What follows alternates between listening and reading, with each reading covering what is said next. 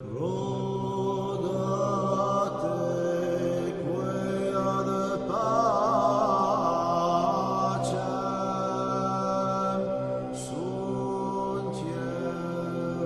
alaikum. Chers amis, bonjour. Je voudrais aborder aujourd'hui une question essentielle pour les musulmans. Jésus n'est-il que le Messie pour Israël comme il l'affirme?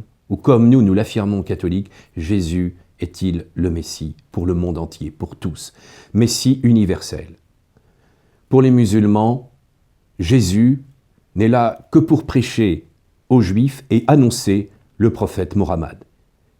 À peu près 11 fois dans le Coran, Issa est appelé Al-Messie. Issa ibn Maryam est celui qui est avant tout El-Messie, le Messie, mais d'après les commentateurs, pour Israël, pour d'autres, c'est parce que c'était celui qui allait oindre les autres, il allait guérir les malades.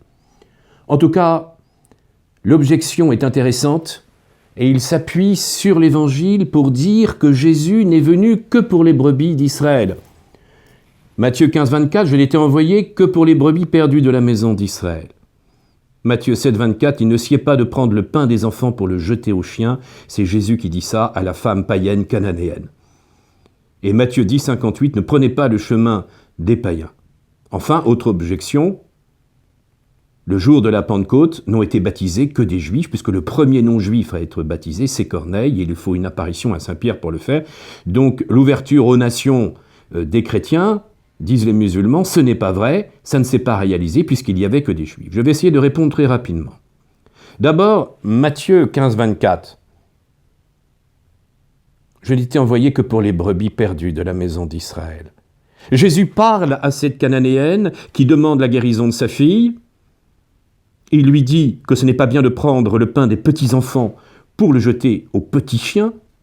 Elle répondit au Seigneur, mais les petits chiens mangent les miettes tombées de la table de leur maître. Alors Jésus répondit, « Ô femme, ta foi est grande, qu'il te soit fait selon ton désir. » Et sa fille se trouva guérie à l'heure même. C'est incroyable. Chers amis, Jésus a provoqué cette femme pour qu'elle fasse un acte de foi en lui, et ainsi cette païenne, va pouvoir avoir sa fille guérie. C'était tout simplement pour proclamer sa foi. Ensuite, nous voyons bien, à propos de Matthieu 10, 58, n'entrez pas dans une ville des Samaritains, allez de préférence vers les brebis perdues de la maison d'Israël, c'est dans l'ordre temporel. Jésus est venu d'abord pour son peuple, et ensuite ça va être ouvert à toutes les nations. Mais là aussi où nous voyons l'importance du message du Christ pour tous, c'est l'histoire du centurion de Capharnaüm. Dans Matthieu 8, 10, « Je n'ai jamais trouvé pareille foi en Israël. Je vous le déclare. On viendra en foule, d'Orient et d'Occident, s'asseoir à la table avec Abraham, Isaac, Jacob, au royaume des cieux. Quant aux fils de royaume, on les jettera dans les ténèbres extérieures. » Voilà cet homme centurion qui a eu la foi en Jésus. Il était païen et occupant. Et alors il pourra avoir son serviteur guéri parce qu'il a cru en Jésus. Nous apercevons aussi que, à travers beaucoup de paraboles, à propos du festin du royaume des cieux, Jésus invite toutes les nations. Luc 13, 22.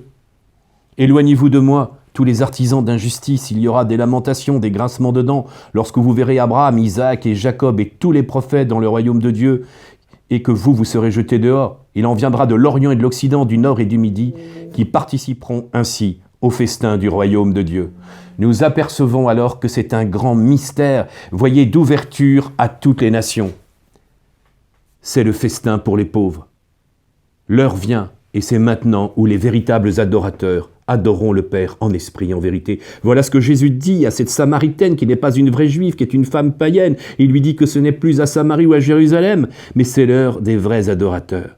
Jésus parle aussi dans Saint Jean de toutes les brebis. J'ai d'autres brebis qui ne sont pas de ce bercail. C'est là il faut aussi que je les amène.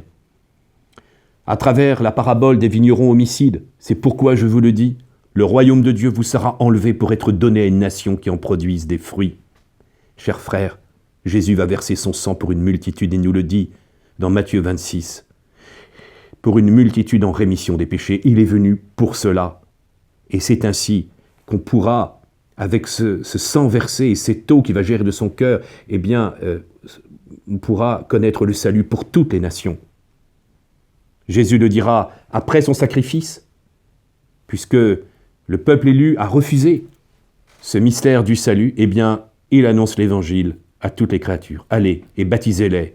Baptisez toutes les nations au nom du Père, du Fils et du Saint-Esprit, et témoignez jusqu'aux extrémités de la terre. Je suis venu allumer un feu sur toute la terre. Alors nous voudrions vivre plus profondément ce mystère de l'ouverture aux nations. Et alors le baptême, eh bien, de fait, le jour de la Pentecôte a bien été donné à des Juifs, à des craignants Dieu, à des personnes qui étaient païennes, mais qui s'approchaient du mystère du judaïsme. Et c'est vrai qu'à l'époque, ils passaient par le judaïsme, que ce soit les craignants Dieu ou les prosélytes, de la justice ou de la porte. C'était une préparation, mais l'ouverture aux nations va vraiment se réaliser à travers le baptême de Corneille par Saint Pierre. Chers amis, Jésus est notre Messie pour toutes les nations, pour tous les peuples qui n'en font plus qu'un, les enfants de Dieu, le mystère de l'Église. Amen.